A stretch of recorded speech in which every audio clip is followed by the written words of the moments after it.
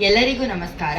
ಇಂದು ನಮ್ಮ 9ನೇ ತರಗತಿಯ ಸಹಪಾಠಿಗಳು ನಿಮ್ಮ ಮುಂದೆ ಬಂಡೆದ್ದ ಮುಂಡರಗಿ ಭೀಮರಾಯ ನಾಟಕವನ್ನು ಪ್ರದರ್ಶಿಸಲು ಬರುತ್ತಿದ್ದಾರೆ. ಮೊದಲಿಗೆ ಪಾತ್ರ ಪರಿಚಯ. ನನ್ನ ಹೆಸರು ಭೂಮಿಕಾ. ನಾನು ಬ್ರಿಟಿಷ್ ಅಧಿಕಾರಿಯ ಪಾತ್ರವನ್ನು ನಿರ್ವಹಿಸುತ್ತಿದ್ದೇನೆ. ನನ್ನ ಹೆಸರು ಸಿದ್ದಿಕಾ. ನಾನು ಮೇಜರ್ ಯೂಜಿಸ್ ಅವರ ಪಾತ್ರವನ್ನು ನಡೆಸುತ್ತಿದ್ದೇನೆ. ನನ್ನ ಹೆಸರು ಧರಿತ್ರಿ. ನಾನು ಭೀಮರಾವ್ ಪಾತ್ರವನ್ನು ಮಾಡುತ್ತಿದ್ದೆ. ನನ್ನ ಹೆಸರು ಶ್ರುತಿ. ನಾನು ಕೆಂಚನಗೌಡನ ಪಾತ್ರ ಮಾಡುತ್ತಿದ್ದೇನೆ. ನನ್ನ ಹೆಸರು ದೀಕ್ಷಿತಾ. ನನ್ನ ಹೆಸರು ಶ್ರಾವಂತಿ. ನಾವು ಭೀಮರಾಯ ಗೆಳೆಯರಾದ ಮಾದೇವಯ್ಯ, ಶಿವಯ್ಯ. ನನ್ನ ಹೆಸರು ಹರ್ಷಿತಾ. ನಾನು ಕರಿಯಪ್ಪನ ಪಾತ್ರ ಮಾಡುತ್ತಿದ್ದೇನೆ.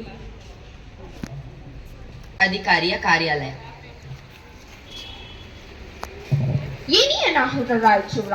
ಧಾರವಾಡ ಕಲೆಕ್ಟರ್ಗಳು ಕಣ್ಣಲ್ಲಿ ಎಣ್ಣೆ ಹಾಕಿಕೊಂಡು ಕೊಪ್ಪಳ ಕೋಟೆ ಕಾಯುತ್ತಿದ್ದೇವೆ ಎಂದಿದ್ದರು. ಆದರೆ ಭೀಮರಾವ್ ಕೆಂಚನಗೌಡ ಬಂದಾಗ ಕಣ್ಣು ಮುಚ್ಚಿ ಕುಳಿತಿದ್ದರೇನು? ನಮ್ಮ ಸೆಕ್ಯೂರಿಟಿ ಗಾರ್ಡ್ಸ್ ನಮಗೆ ವಿಶ್ವಾಸಘಾತ ಮಾಡಿದ್ದಾರೆ. ಮುಕ್ತುಮ್ ಸಾಬ್ ಮತ್ತು ಅವರ ಸಂಗಡಿಗರು ನಮ್ಮಲ್ಲಿ ಕೆಲಸಕ್ಕಿದ್ದವರ ಪರವಾಗಿ ಕೆಲಸ ಮಾಡಿದ್ದಾರೆ. ಅವರ ಕೋಟೆಯ ಬಾಗಿಲು ತೆರೆದಿದ್ದಾರೆ.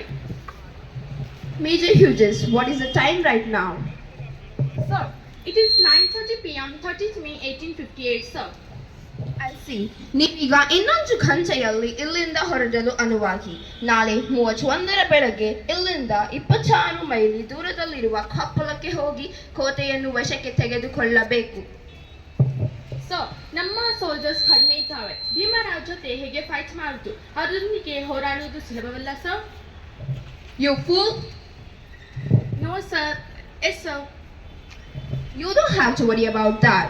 ನೀವು ಮುಂದೆ ಹೋಗಿ ಪರಿಸ್ಥಿತಿ ಪರಿಶೀಲಿಸಿ.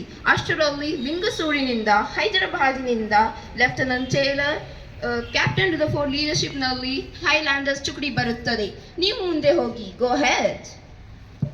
Right sir. ಭೀಮರಾಯನನ್ನು ಖಂಡಿತ ಜೀವಂತ ಹಿಡಿದು ತರುತ್ತೇವೆ. ಅವನು ಸಿಡಿದು ಮೈ. ಕೇರಳ ಯುದ್ಧ ಪರಿಣಿತನಾದ ಅವನನ್ನು ಹಿಡಿಯಲು ಹೋದರೆ ಸಿಡಿಯುತ್ತಾನೆ. ತನ್ನವರನ್ನು ಹುರಿದುಂಬಿಸಿ ಬಾಂಬುಗಳಂತೆ ಸ್ಫೋಟಿಸುತ್ತಾನೆ. ಒಳಗೆ ಮಾತುಕತೆ. ಸೇನಾನಿಗಳೇ, ನಿಮ್ಮ ಸಾಹಸ ಮೆಚ್ಚುವಂಥದ್ದೇ. ಬ್ರಿಟಿಷರನ್ನು ಬಗ್ಗು ಬಡಿದು ಕೊಪ್ಪಳ ಕೋಟೆಯನ್ನು ವಶಪಡಿಸಿಕೊಂಡು ಗೆಲುವಿನ ಬಾವುಟ ಹಾರಿಸಿದ್ದೀರಾ. ಆದರೆ ಇದಿನ್ನು ಹೋರಾಟದ ಪ್ರಾರಂಭ. ಏನಾದರೂ ಸಂಚು ಹಾಕಿ ಅವರನ್ನು ಸಾಯಿಸೋಣ. ಮತ್ತಷ್ಟು ಸೈನ್ಯ ಬರೋ ಸಾಧ್ಯತೆ ಐತಿ. ಬಹಳಷ್ಟು ಮಂದಿ ಮದ್ದುಕೊಂಡು ಇವತ್ತ ಬೆಳಕೆ ಆದ್ವ. ನಾಳೆ ಹೆಂಗ್ರಿ ದಣಿ? ನನ್ಗೂ ಅದ ಚಿಂತಾಗೈತಿ. ಇವತ್ತು ಬಲಂಗವರ ಗುಂಡಿಗೆ ಪ್ರತಿ ಗುಂಡು ಆರಿಸಿ ಬೆಚ್ಚಿ ಬೀಳಿಸಿದ್ದೇವೆ. ಚಿಂತೆ ಮಾಡಿ ಪ್ರಯೋಜನವಿಲ್ಲ. ನಾವು 7 ಸುತ್ತಿನ ಕ್ವಾಟ ಒಳಗ ಇದ್ದೀವಿ. ಏನಾದರೂ ತಂತ್ರ ಬಳಸಿ ಅವರನ್ನ ಒಳಗ ಬರ್ದಂಗ ನೋಡ್ಕೋಬೇಕು. ಗುರಿ ಇಟ್ಟು ಬ್ರಿಟಿಷ್ ಅಧಿಕಾರಿಗಳ ಎದೆ ಸೀಳಬೇಕು.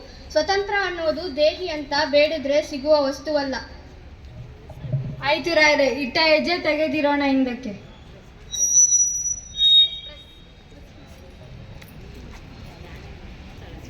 ದೃಶ್ಯ 3. ಕೋಟೆಯ ಹೊರಗೆ ಗಲಿಬಿಲಿ.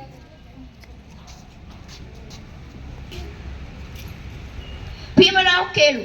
ಇನ್ನು 3 ಗಂಟೆಗಳಲ್ಲಿ ಕೋಟೆಯೊಳಗೆ ಇದ್ದವರೆಲ್ಲ ಹೊರಗೆ ಬಂದು ಕೋಟೆಯನ್ನು ವೆಕೇಟ್ ಮಾಡಿ ಸರೆಂಡರ್ ಆಗದಿದ್ದರೆ ಗಂಭೀರ ಪರಿಣಾಮ ಎದುರಿಸಬೇಕಾಗುತ್ತದೆ.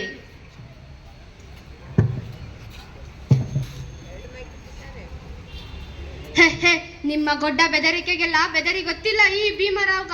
ನಮ್ಮ ಗುರಿ ಏನಿದ್ರು ನಿಮ್ಮನ್ನು ಈ ನೆಲದಿಂದ ಹಟ್ಟೋದಂದೆ.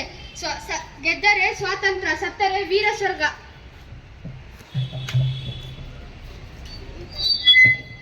ಭೀಮರಾವ್, ನೀನು ಸಾಗರಕ್ಕೆ ಸೇತುವೆ ಕಟ್ಟುವ ಸಾಹಸಕ್ಕೆ ಕೈ ಹಾಕುತ್ತಿದ್ದೀಯಾ? ನಿನ್ನ ಬಂಡಾಯದಿಂದ ಏನು ಪ್ರಯೋಜನವಿಲ್ಲ. ಬಾ ಹೊರಗೆ, ಕೋಟೆ ಬಿಟ್ಟುಕೊಟ್ಟು. ಶರಣಾದ್ರೆ ನಿನಗೆ ಕಂಪನಿ ಸರ್ಕಾರ ಚೆನ್ನಾಗಿ ಟ್ರೀಟ್ ಮಾಡುತ್ತದೆ.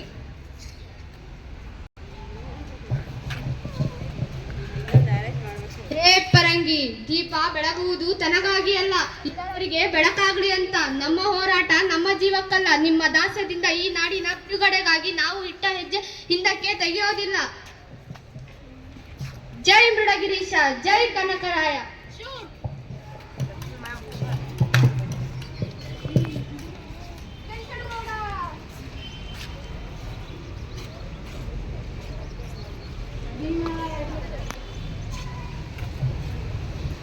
ಭೀಮರಾಯರ ಈ ಪರಂಗಿ ಗುಂಡನ್ನು ನನ್ನ ಎದೆಯಾಗ ಹೋಗ್ತ್ರಿ. ಲೇ ಪರಂಗಿ ಪಾಪಿಗಳೇ, ನಿಮ್ಮ ಎದೆ ಸೀಳದೆ ಬಿಡುವುದಿಲ್ಲ ನಮ್ಮ ಭೀಮರಾಯ. ಕೆಂಚನಗೌಡ,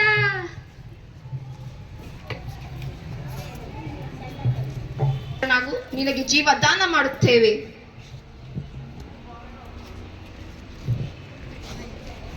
ಏನು, ನನಗೆ ಜೀವದಾನ ಮಾಡುತ್ತೀಯ? ನನ್ನ ಸಂಗಾತಿಗಳನ್ನು ಕೊಂದ ನಿನ್ನನ್ನು ಸುಮ್ಮನೆ ಬಿಡುವುದಿಲ್ಲ.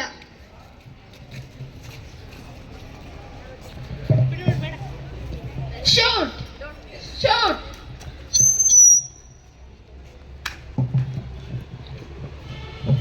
ಹೇ ಪರಂಗಿ, ನಾನು ಸತ್ತರೂ ಈ ನೆಲದಾಗ ನಾವು ಹುಟ್ಟು ಹಾಕಿದ ಬಂಡಾಯಕ್ಕೆ ಸಾವಿಲ್ಲ. ಈ ನಾಡಿನಾಗ ನಾವು ಸತ್ತರೂ ಬಂಡಾಯದ ಕಹಳೆ ಯಾವಾಗಲೂ ಮೊಳಗ್ತಾನೆ ಇರುತ್ತೆ. ನಿಮ್ಮನ್ನು ಈ ನಾಡಿನಿಂದ ಓಡಿಸಿ ಭಾರತಾಂಬೆಯನ್ನು ಸ್ವತಂತ್ರಗೊಳಿಸ್ತಾರ. ಜೈ ಮೃಡಗಿರೀಶ, ಜೈ ಕನಕರಾಯ.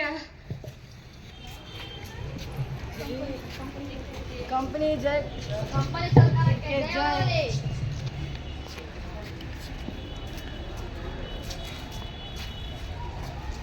ನಮ್ಮ ದೇಶಕ್ಕೆ ಸ್ವತಂತ್ರ ಸಿಗಬೇಕಾದರೆ ಇಂತಹ ಎಷ್ಟೋ ಮಹಾನ್ ವ್ಯಕ್ತಿಗಳು ಸಾಧನೆಗೈದಿದ್ದಾರೆ.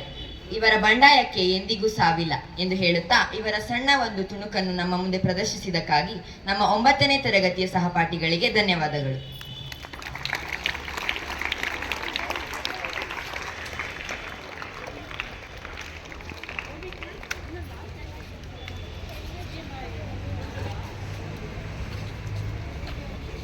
Stand in the line.